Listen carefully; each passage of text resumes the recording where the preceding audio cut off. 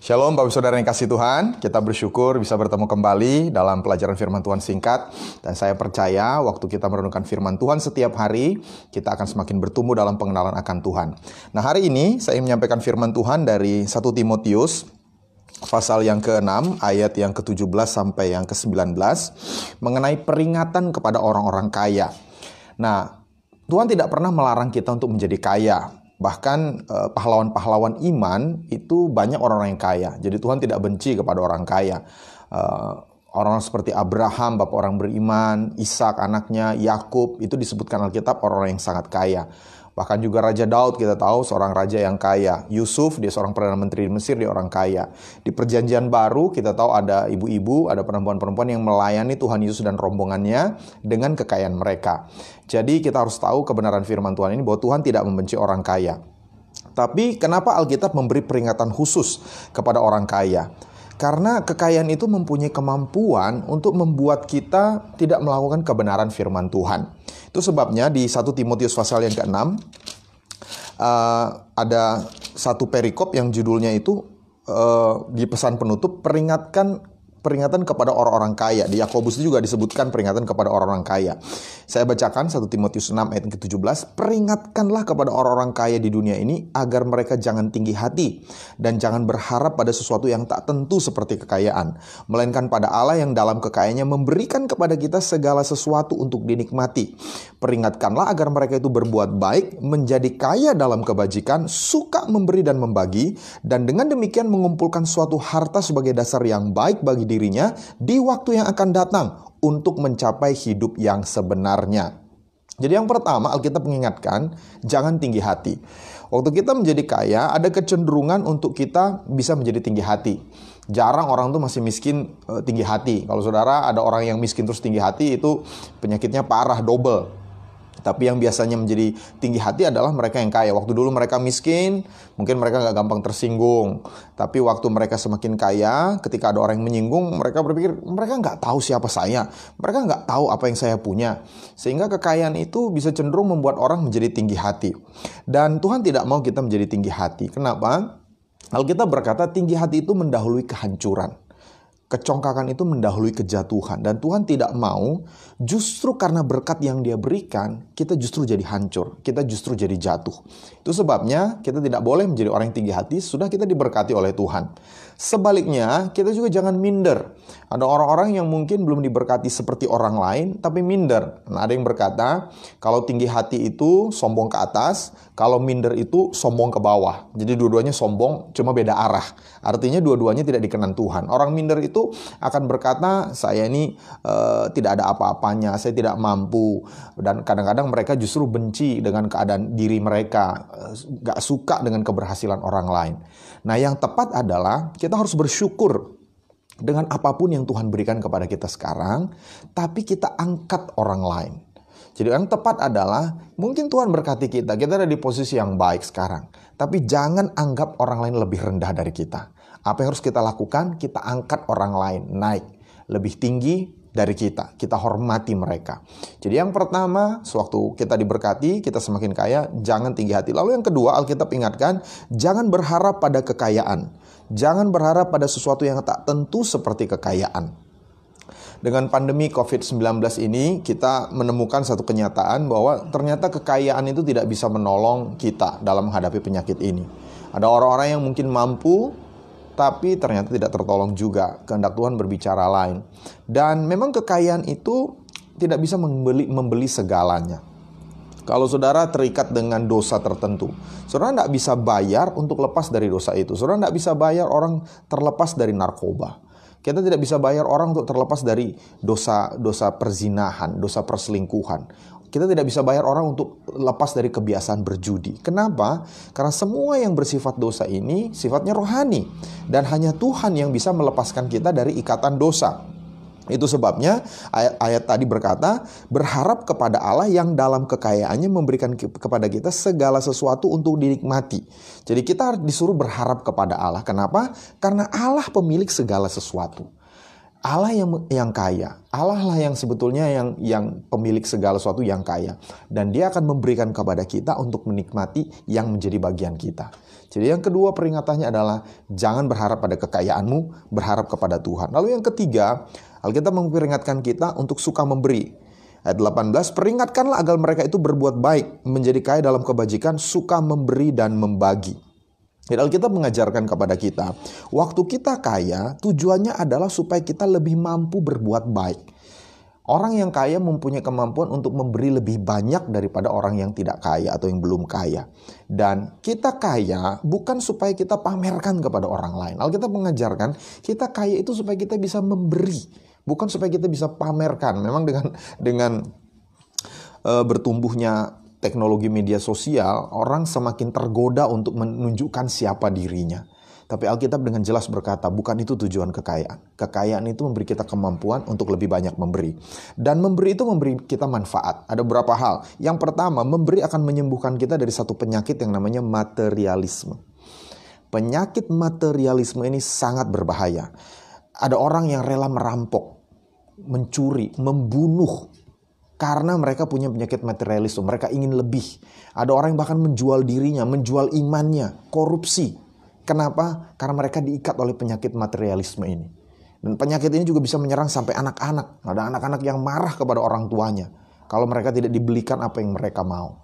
Jadi penyakit ini merusak banyak hal, merusak moral banyak orang. Dan cara satu-satunya kita bisa sembuh dari penyakit ini adalah waktu kita memberi. Katakan sama-sama memberi.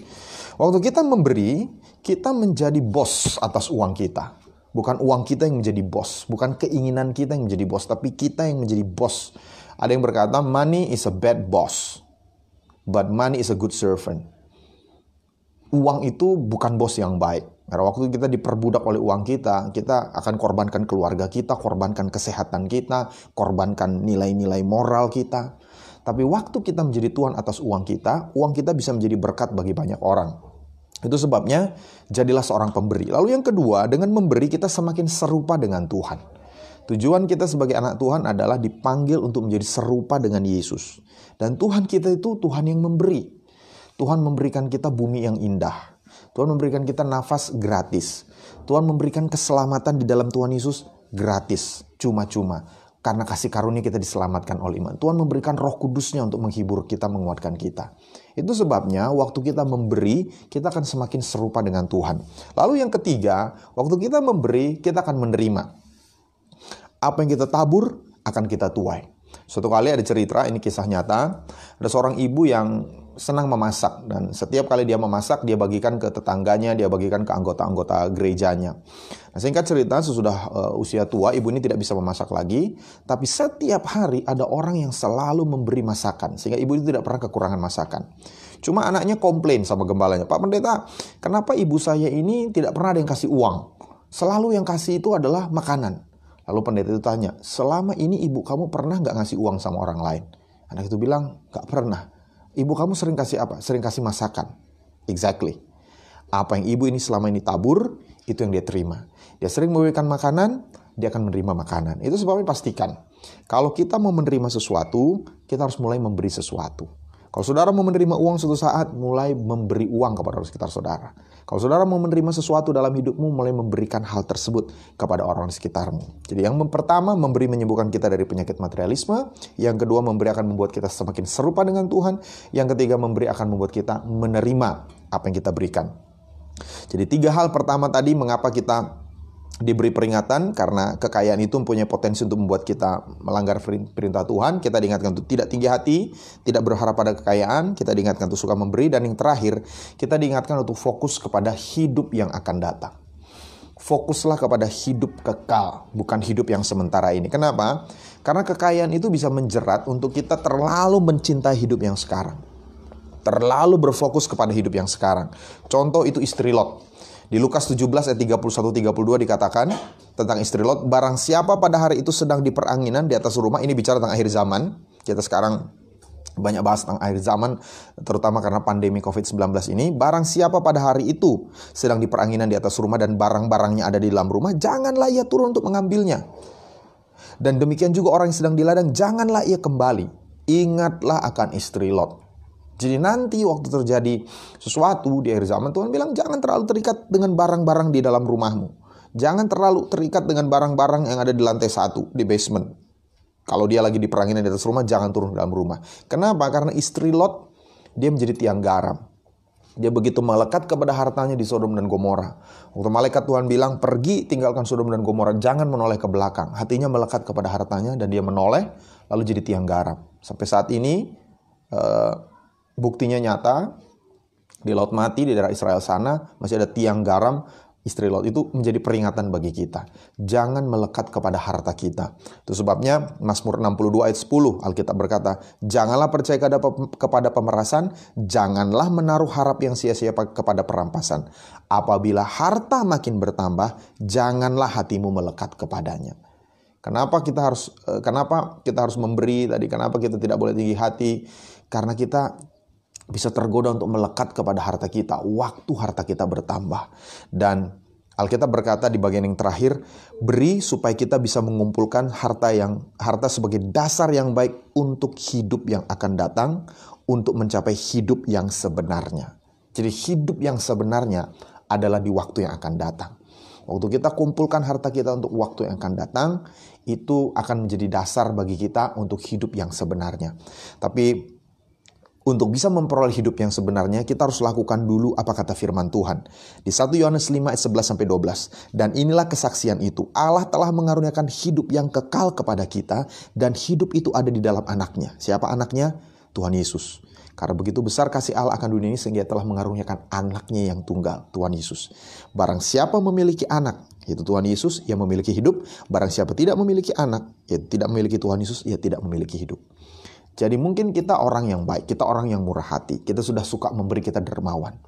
Tapi syarat pertama untuk kita bisa memiliki hidup kekal adalah kita harus punya Tuhan Yesus di hati kita. Itu sebabnya hari ini kalau Bapak Ibu Saudara belum pernah menerima Yesus di dalam hatimu, ini saat yang tepat. Ini saat yang terbaik, jangan keraskan hatimu. Dia adalah Tuhan yang menjadi manusia. Dia adalah juru selamat. Kita sebentar lagi akan memasuki Jumat Agung.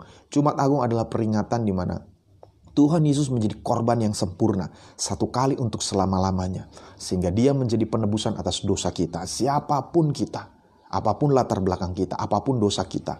Kalau kita minta pengampunan kepada Tuhan Yesus, maka dia akan menghapus dosa kita, dia akan menebus kita, dan dia akan memberikan keselamatan, jaminan, kepastian hidup yang kekal. Karena dosa kita sudah diampuni, kita bisa tinggal selama-lamanya dengan Tuhan Yesus di sorga. Dan saat ini saya memberi kesempatan. Kalau ada Bapak Saudara yang ingin mengundang Yesus dalam hatimu, mari ikuti doa saya. Kita pejamkan mata, ikuti doa saya. Katakan, Tuhan Yesus, sore hari ini saya buka hati saya mengundang Engkau masuk dalam hati saya sebagai Tuhan dan Juru Selamat saya. Ampunilah semua dosa saya, sucikanlah hati saya. Sejak saat ini, saya percaya bahwa saya adalah anak-Mu.